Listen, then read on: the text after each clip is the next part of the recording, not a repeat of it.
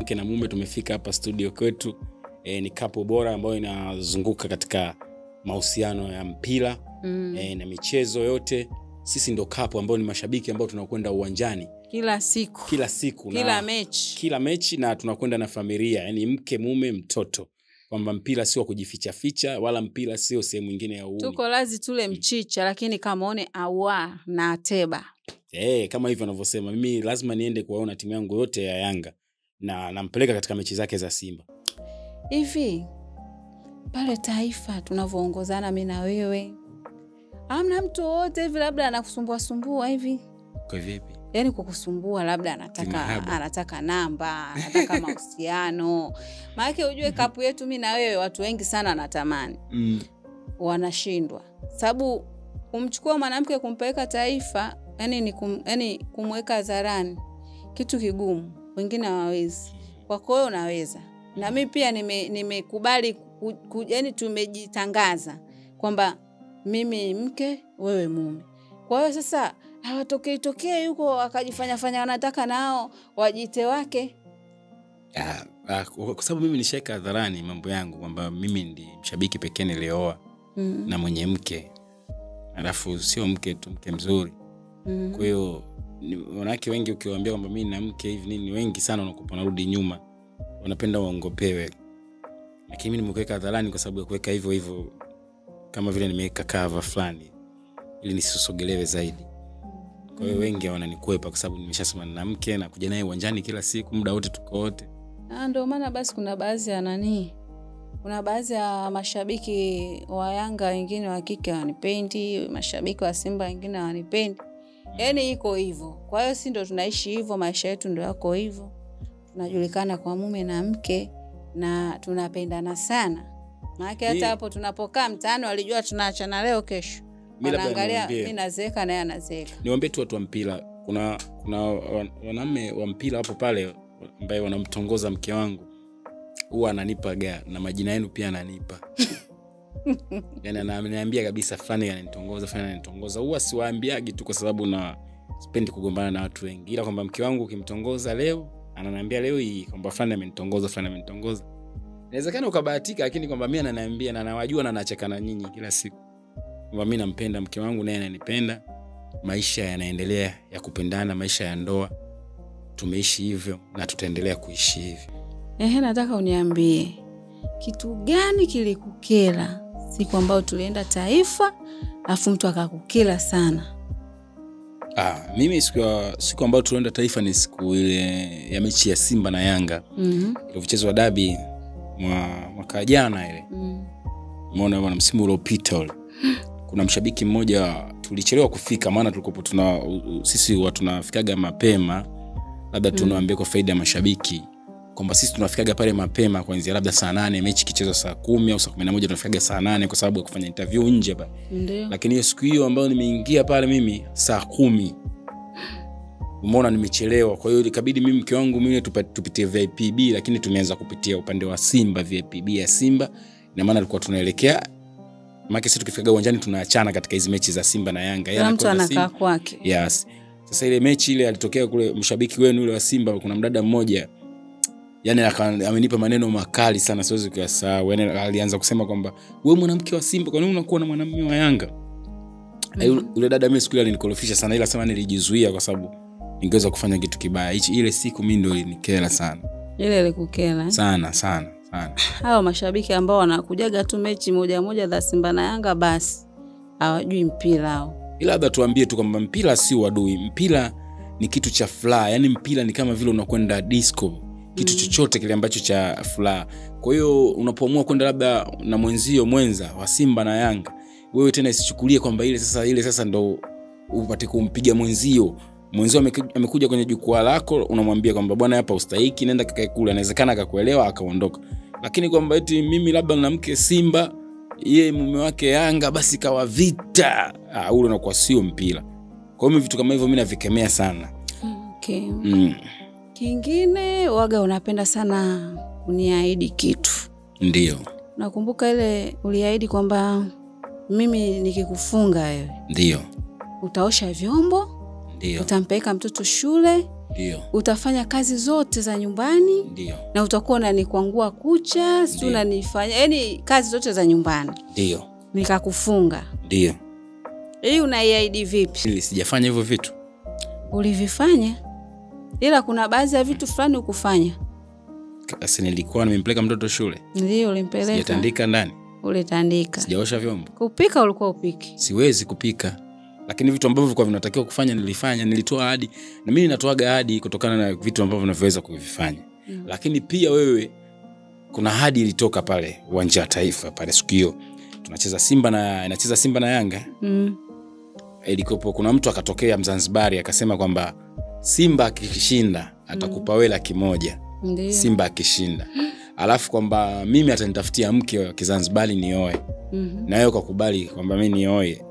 Si ndio? Ndio. Si ulikubali? Sasa mimi mpaka leo bado sijaoa. Kwa sababu yule Mzanzibari yeye ndo mwenye dada. Na yule ndo alikuwa anataka akupe wewe dada yake ili uoe.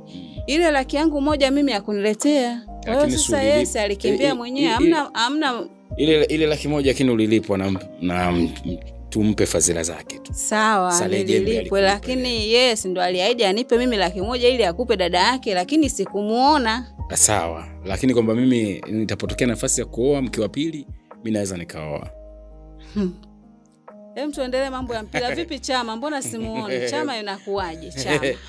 Chama mbona kama huu msimu ukiisha unaokuja kama anaondoka kwao Zambia hivi. Unajua Chama ni mchezaji ambao kama vile daktari anaweza kuoperation kichwa. Yaani ni daktari muhimu sana katika timu.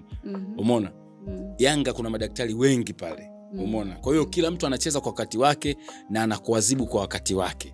Kwa hiyo sisi Chama kumpumzisha Chama kucheza mtu mwingine, sisi hatuna hiyo kwamba tumnganganie mchezaji mmoja kama vile ndo hakuna mwingine. Mchezaji mmoja unamngangania kama kichwa kusema ukikata ndo hakina kingine. Sisi Chama alikuwa majeruhi katika mechi za karibuni hapa. Na kweli Chama sasa hivi amekava anarudi taratibu. Na sisi hatunaga ule mfano kwamba mchezaji wetu mmoja amekosea tumseme. Sisi hatuna hivyo. Chama unamwona yuko benchi, umeona watu tupo kimya. Lakini nyinyi sasa Chasambi akijifunga tu mji mzima Chasambi mbaya. Sisi tofauti na nyinyi mama. Sisi ile Yanga Afrika mama. Chasambi kweli alituboa na tushamsamehe. Sasa nyinyi sema mtoto mdogo alikuwa ajui. Kashaelewa. Yaani sasa hivi kakuwa kimpira. Nyinyi sio Chasambi. Unakumbuka kwamba mechi moja nyinyi mlikopo golikipa yenu yule Kamala alipigiwa mashine moja na Chama huyo. Afu Max akaidumbukiza golini Kijili akajifunga, unakumbuka ile? Lakini kuna kiongozi wenu mmoja wa Simba mkubwa tu akaanza kumsema golikipa yenu kwamba amefungisha kwa makusudi, sio bahati mbaya. Unakuta kuna vilabu viwili hapa viko tofauti kwamba sisi tukifungwa tunasema alhamdulillah, tukishinda tunasema alhamdulillah. Ila nyinyi mkifungwa mnatafuta nani kafungisha. Una golikipa yenu mpaka leo mumpangi mnasema amefungisha goli 5 zilizoingia. Aishi Manula huyo? Yeah. Yule wakati wake ushaisha. Wakati wake vipi? Wakati ule ndo golikipa, kuna wakati wake kuisha vipi? Ushasema kwamba dabi, ushasema kwamba hizi timu mbili Simba na Yanga zina mambo mengi. Kwa hivyo vitu vinaweza vikaa kweli vilitokea. Hivyo umeangalia ule mpira vizuri? Niliuangalia. Tulikuwa uwanjani wote. Umeona zile move wanaondoka kina Pakome. Hadi akaja hadharani kuja kuongea Shabalala kwamba sisi tulijua watapanga wings, lakini wamekuja kwa mtindo mwingine. Ndio tukafungwa 5. Unajua magoli yale alofungwa Aishi Manula kama alofungwa Diara yale na Tabora. Umeona Diara kasimama tu? Dakta. Umeona sisi tumemsema Diara. Umeona sisi tumemsema Diara. La pili. Kuna baadhi ya mashabiki wa Yanga walisema. Umeona tumemweka nje Diara. Labda wewe ambao unaelewa mpira ni nini na unapenda sana kwenda kila mechi Taifa. Lakini kuna baadhi ya mashabiki walisema Diara sasa hivi kashuka kiwango, Diara sasa hivi kachoka. Umeona? Kwa hiyo usiongee sana, afu mwenyewe unakipa sasa hivi kashakuwa haiko vizuri. Sisi hatupo hivyo. Yaani kwamba timu yetu sisi tunapofungwa wote tunalaumu timu nzima. Yaani kwamba timu tumecheza vibaya. Lakini nyinyi mna mtindo kwamba timu ikifungwa, nyinyi mshasema Inonga, Duka. Nyinyi mshasema Aishi Manula, Duka. Mshasema Chasambi, mshasema Kamala. Yaani mshasema kila mchezaji wenu nyinyi mkifungwa mnamsikia. Hiyo tabia sio nzuri mnayofanya. Kwa sababu gani unajua? Kipindi kile Simba mwaka jana na mwaka juzi ilikuwa mbovu. Wewe unaona huu msimu wa sasa hivi atuongei msimu wa penalty ndo msimu gani sasa? Penalty nyinyi ambaye penalty sisi tunapewa kwa halali kabisa. Sasa penalty kutokana na mchezaji mwenyewe jinsi alivyokuwa mzuri, anaingia kwenye box watu Kapombe ameanguka kule magharibi, penalty na kuja kupigwa hapa, ile ndo kaingia mtu kwenye box. Hii Simba mimi naambia hii wanakufa goli tunakufa goli 3. Goli 3. Yaani naziona kila nikilala nikiamka nikiota naota goli 3. Mnafungwa. Kweli? Kabisa. Unajua mwaka wa 4 unaahidi kila siku, kila siku msimu wa 4 unasema kabisa tunashinda mshindi. Tutaona. Sasa sikiliza nikwambie. Mimi tukiwafunga nyinyi. Tukiwafunga. Mimi nataka nisudi nyumbani siku 3. Nikakae sehemu naijua mwenyewe, lakini kama nikienda Zanzibar siku 3, Tanga. Ukifanyaje? Yaani mimi nikiwafunga nyinyi. Mimi nataka nikakae sehemu siku 3. Kwani ukumbuki ushawahi kunitoroka wewe, ulinifunga sui kwa mwaka gani ile? Kuna mwaka ulinikimbia ukurudi nyumbani. Kwa sababu ya raha zilizidi. Nimeenda kukaa na shangae hata ukiondoka nenda tu. Sasa hivi siku 3 ile nilirudi asubuhi. Nilirudi asubuhi ile. Lakini sasa hivi siku 3 nataka nizidishe. Ukarudi umeibiwa kila kitu. Nimeibiwa kila kitu. Uliibiwa simu, uliibiwa hela, ulirudi wewe tu na jinsi yako ilichana. Sasa sijui ulifumaniwa, sijui. Hakuna, ilikuwa purukushani za kelele za kushangilia. Watu wakaiba nani? Hata usokumbuka niliibiwa hata simu pale mbele yako. Taifa. Kwa hiyo ilikuwa ni shwari tu, shamla tu za kawaida.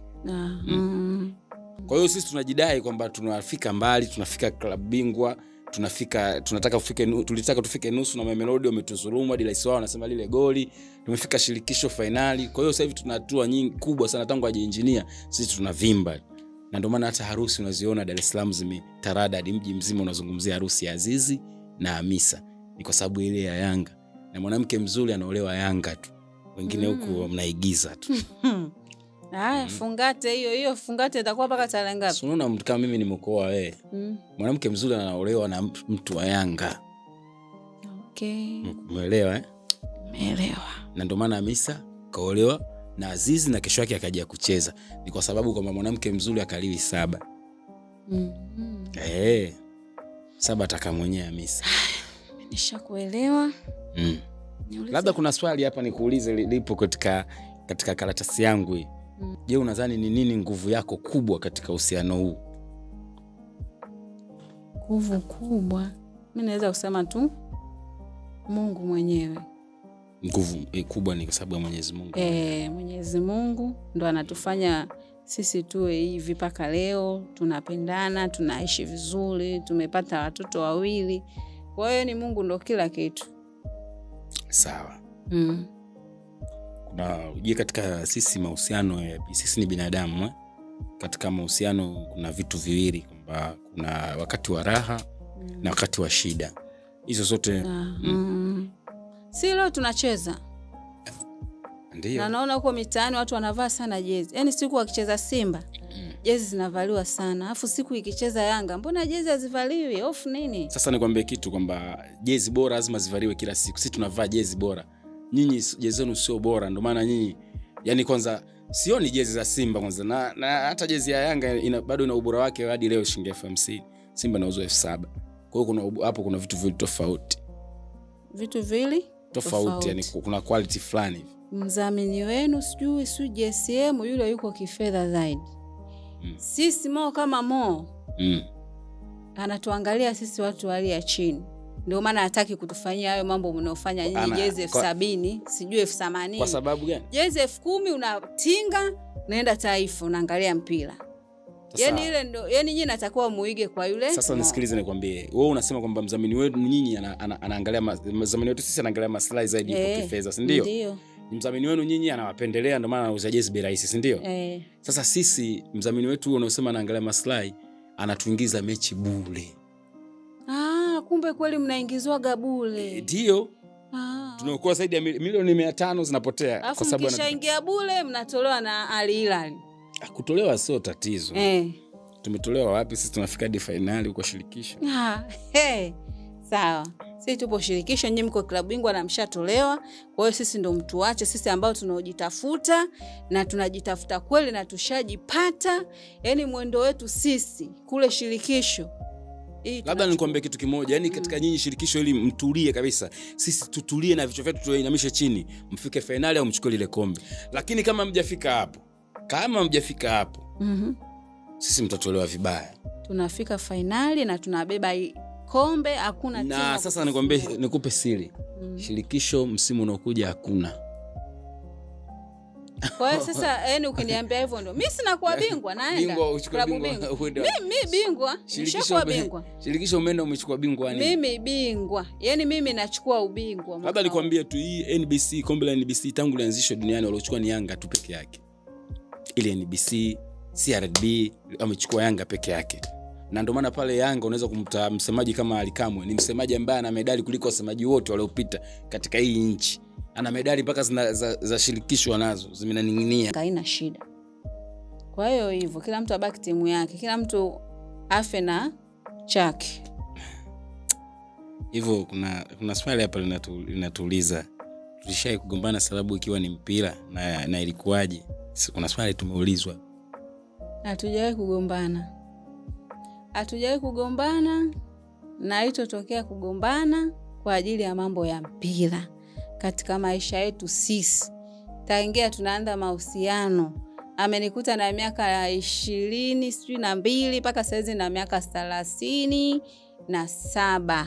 Hatujawahi kugombana kuhusu mambo ya mpira. Tutagombana tu mambo mengine, lakini mambo ya mpira no.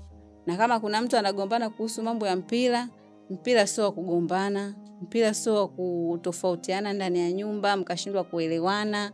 Yani mpira ni kitu cha fulani, burudani. Kama unavoenda bichi kwenda kuogelea ndo sawa na mpira.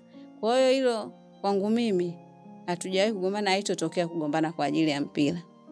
Mimi furaha zaidi ya kuwa wewe.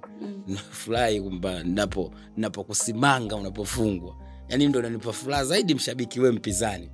Kuona mwanamke mpinzani, yani unaona unavyokusimanga hivi. Na mimi ndo najisikia raha.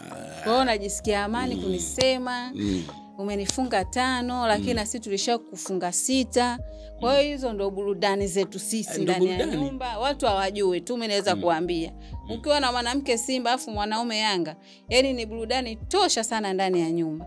Ukijisikia yani leo ukiona leo nataka kumchefua mume wangu, wewe unamkumbushia tu vipi? Nani nikupe asali maana nimeletewa kutoka Tabora, unamkela. Unaona? Yani hivyo, yani ndo tunaishi hivyo ndani ya nyumba, yani inakuwa la tu unakumbushiana tu. Na unakumbuka kuna siku tunatoka pale klabu ya wazee. Poka tunajifundisha sanaa, sababu mimi na wewe tumekutana kwenye sanaa.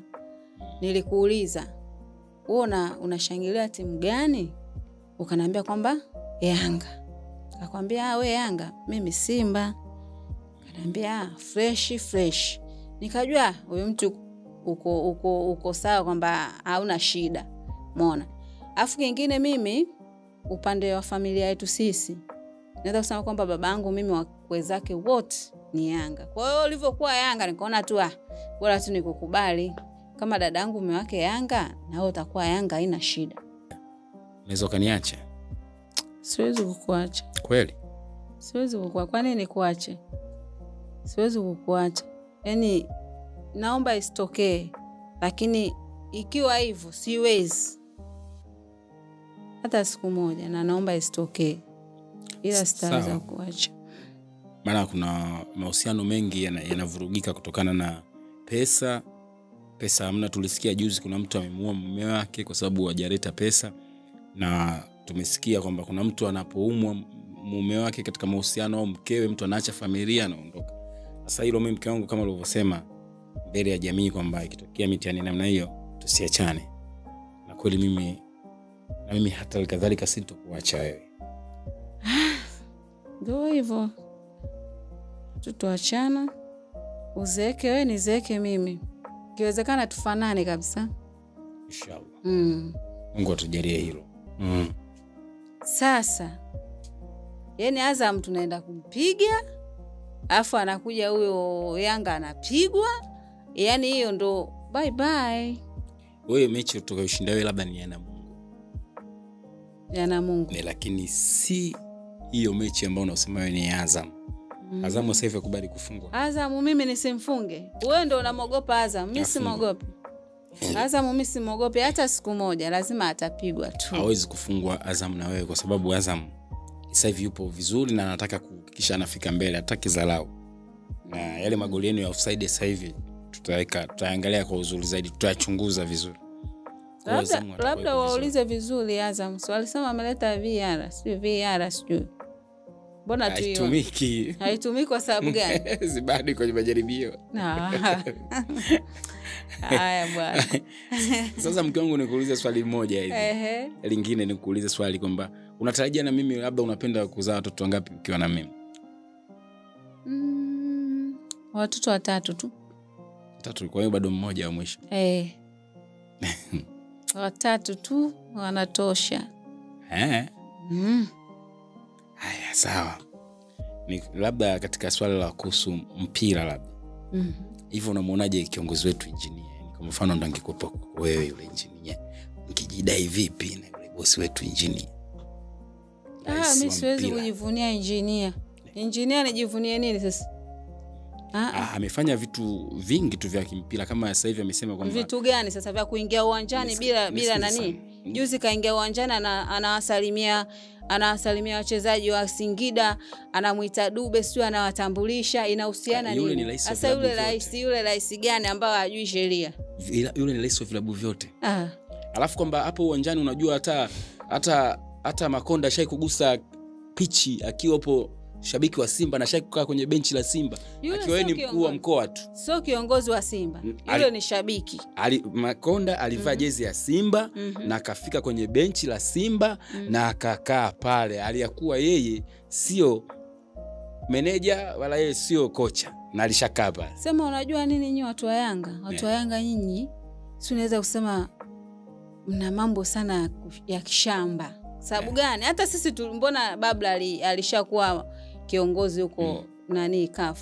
Kiongozi gani? Wewe Babla akawa kiongozi gani? Na alikuwa kiongozi gani? Wewe. Ile kujipatia uongo tu kwamba mjumbe. Sisi yule ni rais kabisa vilabu vyote Afrika. Na ndio maana engineer DSF amesema kwamba mchezaji anaweza katika klabu bingwa anaweza kuchezea timu hii akaja kuchezea timu hii msimu huo mmoja. Hiyo amepitisha na amesema pia timu inaweza kafika makundi akatoa pesa, yani pesa zikatoka kuanzia makundi. Yote kapitisha engineer. Kwa hiyo sisi tunajidai naye, hata nyinyi pia mnajidai. Amezamini vilabu vingapi? Nani? Huyo engineer. Engineer hajazamini vilabu. Nani? JSM. JSM amezamini vilabu kama nani? Vingapi? Kama nani? Sasa wewe vilabu nani? Amuone mnaswalibia si ndio uzamini yetu ya Tanzania. Yani kwamba la ya mpira si uzamini. Bila uzamini unapandaje baji kutoka Dodoma kuja hapa bila kuwa na pesa? Wazamini wapo. Nani? Yani uzamini unatakiwa watu wengi. Mbona Mo ashakuzamini Singida, yani Bin Srum ashakuzamini timu nyingi tu. Walishamkatalia, hamna kusajili nani timu nyingi. Sisi tunataka nyinyi Mo atuzamini sisi Yanga. Si hatuwezi azamini atoe tuvae nembo zake atupela. Mimi nasema kwamba mpira wa kibongo sisi sasa hivi ujue tuko juu kimpira Tanzania. Tumeshika sio nafasi ya ngapi, sio ya 4, sio ya ngapi. Umeona? Kwa hiyo sasa tusiharibiane hizi link. Kwa nini sasa tukashuka chini? Uzamini ndio kuharibu. Bila ucheze. Sasa Singida simuona mechi ya juzi ya Singida na Yanga. Yaani wachezaji waliocheza ambao hawachezagi. Wameenda kupangwa pale wachezaji hawachezi. Hiyo sio tatizo. Umeona? Mbona sisi tulipanga kina Dennis Nkane na kina Tabora hapo tukafungwa 3 na tukatulia na tukasema tu alhamdulillah tukasiriki. Kumpangia mtu mchezaji timu mpange fulani hiyo sasa sababu. Wewe mbona Ishimanula unamweka benchi siku zote? Atakupangia mbona umdakishi? Yaani mechi yote anaocheza Simba inakuwa ngumu sana. Akicheza Yanga inakuwa rahisi. Kivipi? Ndio ujue sasa. Rahisi wake nini? Kama mdhamini anaingia hapo. Sasa nikwambie kitu kimoja. Katika hivyo vilabu 8 ulivyosema vya mdhamini. Wewe msimu uliopita nimekufunga goli ngapi na pointi ngapi umenipa mimi? Wewe mimi unanifunga sio unanifunga, mimi najifunga. Yaani wewe unanifunga msimu uliopita hujajifunga. Nimekufunga mechi ya kwanza nimekufunga goli 5. Mechi ya pili nimekufunga goli 2. Alafu mnapitia mlango gani mkiwa mnaingia uwanjani? Wewe sio mdhamini wetu lakini tumekufunga. Wewe tukudhamini na tumekufunga. Mbona KMC hatujamdhamini tukampiga 6? Wewe tumekufunga na ukajifunga vile vile. Mnapitia mlango wa chooni. Ndio maana mnatuai kufunga. Ushirikina huyu. Nikwambie kitu. Yanga na Simba. Yanga saa 1 ndo zinakuaga mechi zake. Unakumbuka ile Akibu? Ilikuwa saa ngapi ile? Unaikumbuka? Sikumbuki saa ngapi. Ile tulikuwa tumefunga ile. Nakumbuka nilifunga Ramadhani ile. Ile mpira umechezwa saa 11 ule. Sio saa 11, sio saa 10:30 ndo mpira umeanza. Kwa hiyo hii ya kwetu sisi. Kwa hiyo mvua itakuwepo. Mvua hata kama ikiwepo isiwepo, ila kaa ukijua. Wewe soma alama za nyakati. Mimi nakubali tu. Na kufunga bila matatizo. Amchelewi nyinyi. Bila matatizo. Mzee Mpili ukikutana naye babani, hata ukimuita Mzee Mpili anakuchukulia jiwe, anakupiga. Sasa jipange. Sasa Mzee Mpili unamhitaji bila sababu, anakupiga jiwe. Si matani, si matani. Hayo ni matani, kumuita kwani kuna shida? Hamna shida. Mimi tunaweza kukuambia kwamba mpunguze sana mdomo, alafu mpunguze sana kujiona kama nyinyi ndo mmechukua mara 3 basi ndo mjione kama nyinyi kila kitu. Mimi nawaambia tu kwamba acheni mambo. Sisi tushabeba ili kombe mara ngapi? Mara 4. Hayo mambo yalikuwepo hayapo. Umeona? Labda nikwambie kitu kimoja. Nyinyi watu wa Simba mnasema kwamba Singida ni tawi letu. Umeona? Lakini ukichunguza kwamba nyinyi, sisi tawi letu sio Singida, mnawasingizia tu. Sisi tawi letu ni Simba. Ile sisi tawi letu ni Simba Sports Club. Ndo tawi letu, maana ndo timu tulioifunga mara nyingi sana. Tunajidai kuwafunga Simba mara nyingi sisi. Kwa hiyo sisi Singida nyewe mnawasingizia. Alafu ile Singida muasisi wake nilikopo ni Mo Dewji. Sio mtu yoyote, nilikopo ni ya Mo ile. Kwa hiyo uchimbuko lao Singida ni kwa Mo. Alafu Mo yeye ni mzaliwa wa Singida. Alafu Mo ni kwao kule Singida. Kwa hiyo ile timu tunayoifunga sisi inamuhusu pia Mo kule. Kwa hiyo ni timu yake ile. Kwa hiyo sisi mnavyosema tawi lake, sisi tunawacheka tu. Sababu ile ni timu yenu nyinyi vile vile. Kwa hiyo sisi Singida tumemfunga 2-1. Angalia. Nyinyi tunawafunga 5. Angalia nani hapo tawi sasa. Maduka si yalikuwepo mengi. Maduka tushayaacha sisi. Duka mshayaacha maduka. Sasa mbona juzi mmejifunga? Ndio ujue sasa. Yaani yule kipa sasa hivi apangwi Manula. Pale sasa hivi anadaka nani? Kwa hiyo kama Manula amuamini, simwache tu. Yule si tumempa adhabu. Yule aachwi na achezi. Yaani yule atakaa pale kwenye benchi paka ashtaki. Ndio tunamwacha. Yaani mtu aachwi wala achezi. Sisi hatuna sabia hizo. Sisi tukifunga mbona tunakubali. Mbona Diala alifunga goli 2 na tukamwona golikipa wetu vizuri tu na tukamwacha vile vile. Nyinyi mkifungwa duka. Inonga duka. Manula duka. Chama duka. Si mna hela kwa kufungua maduka. Sasa kwani uongo? Kwani uongo? Nyinyi si mnahakikishi mnasemaga kwamba maduka tu hao sisi tushatengeneza, tushapigilia milango sui nini. Na sisi tunasema unajua nyinyi Simba mnawapa wakati mgumu wachezaji wenu tangu enzi ya kina Kaseja. Nyinyi mnawapa wakati mgumu sana. Yaani nyinyi kila mchezaji kwenu mnaona ni kama duka. Aliyakuwa vitu vingine sio duka. Ni magenge tu ya kawaida. Msiwasumbue bwana wachezaji wenu hivi. Sisi mbona hamwezi kuwa kama sisi, tukishinda tunasema alhamdulillah, tukifungwa tunasema alhamdulillah. Igeni tabia zetu jamani. Hatuwezi kuiga kwa. Nikuulize labda hata swali lingine mke wangu. Niulize. Sasa kitokea hii hapa tena mjachukua kombe na mmefungwa tena dabi.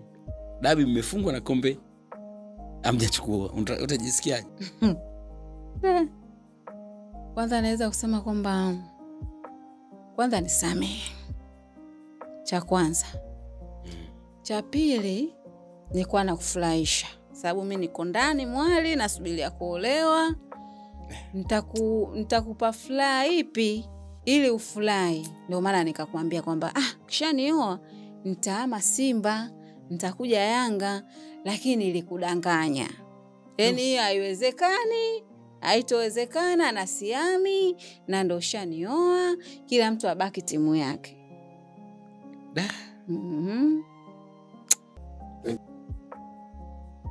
Labda kuna kitu watu washabiki wetu wanaweza kawa wakijui.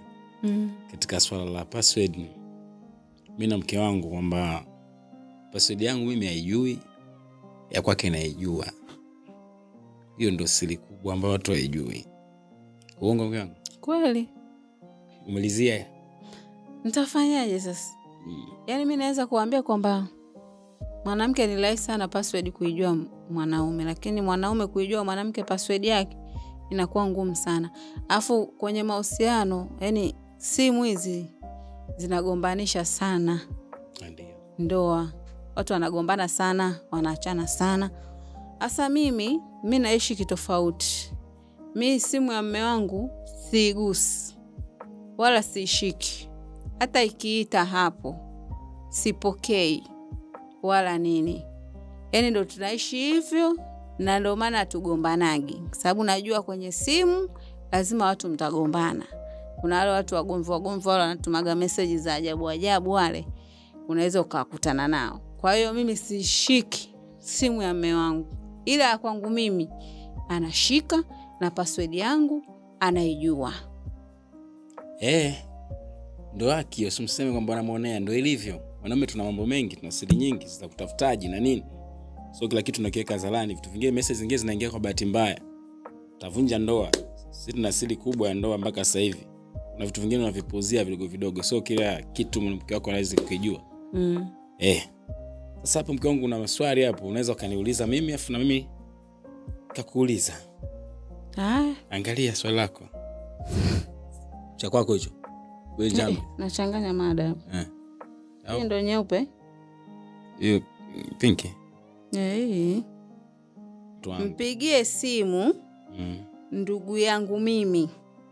Mwambie hivi, umejua Ruby sio mtoto wako. Sawa.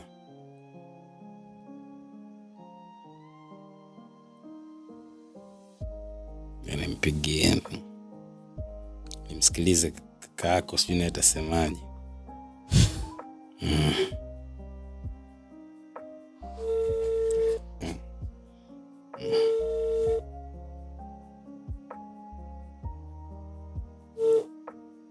Hello.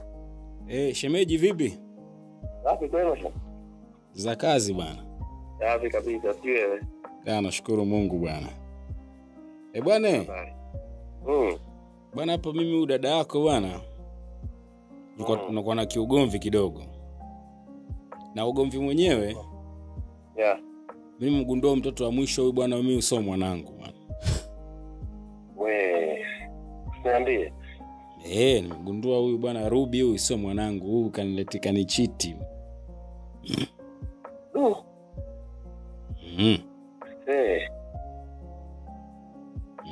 Kwa nini? Kuna nini labda unajua hivi? Nini shida? Mimi kuna rafiki yake aliniambia mtoto sio mwanangu, na yeye mwenyewe nimegombana naye leo kidogo tu, kaniambia mtoto sio mwanangu. Sasa mimi nimeyapata ile maneno mawili, nimeunganisha, nimegundua kwamba huyu sio mwanangu. Pole sana. Pole mno. Sasa sijui tunafanyaje, sijui bwana. Sijui mimi nataka nimrudishe aje kwako. Yeye mwenyewe kwanza yuko wapi? Yuko ndani huko kametulia.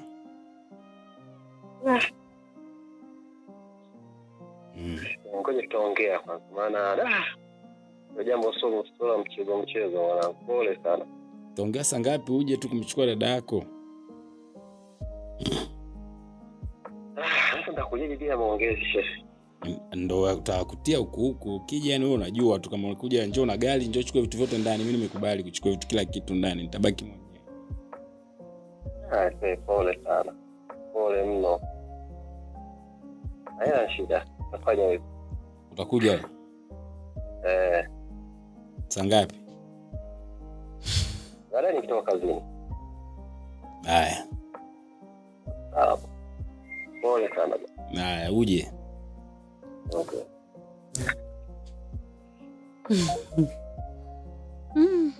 Ndio hivyo kaka yako anakuja. Anakuja na lori kuja kuchukua vitu muondoke. Bado una swali hapo? Mimi na swali nakuuliza. Mpigie simu rafiki yangu, ndugu, mwambie nimehamia Simba.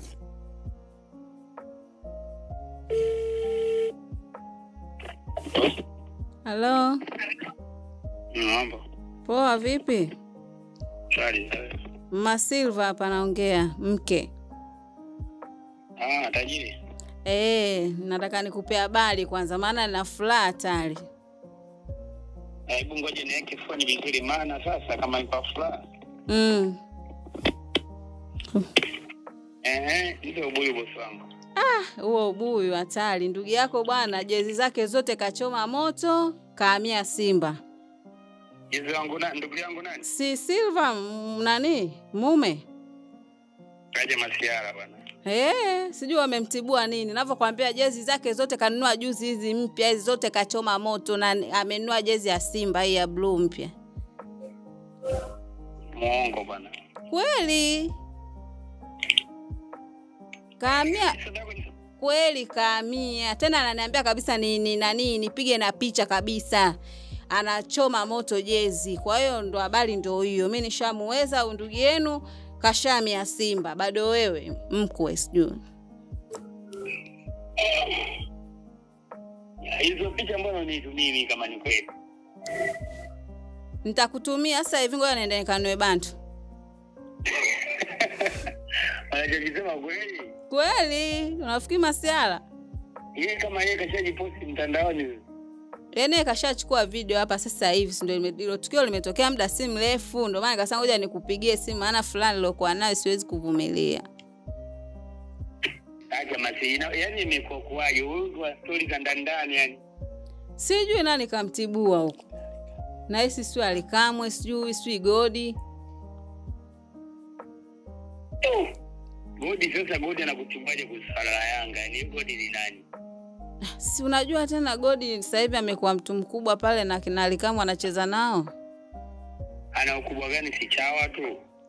Ndio hivyo labda alimuona ndugu yake anakuwa chawa zaidi ndio maana.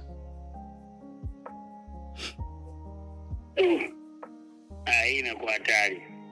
Hiyo nimeweza Mungu kwanza siamini. Basi ndo utaamini ngoja nikurushie mimi hizo video. Haya ngoja nione. Haya. Hapo atampigia maelementi simu. Unaona mimi ngumu watu kama mimi. Ndugu yako umeona? Amini. Hawezi mtu kuamini mimi nitoke Yanga alikwenda Simba hawezi kuamini. Hawezi. Nafanya kazi kwa adilifu Yanga hawezi. Na wewe ujitayarishe hapo kwamba ndugu yako anakuja na lori kubeba vitu au kama kuna maongezi unawezekana ukampigia yeye ukamwambia bwana anatania tu shauri yako. Kaka yako ndo anakuja hivi. Haya, namsubiri kaka aje. Mimi nasema kwamba yote tunawashukuru wa mashabiki zetu. Tuendelee kuwafollow katika mitandao ya kijamii, tuandike Tugavo Media pamoja hatua kwa hatua.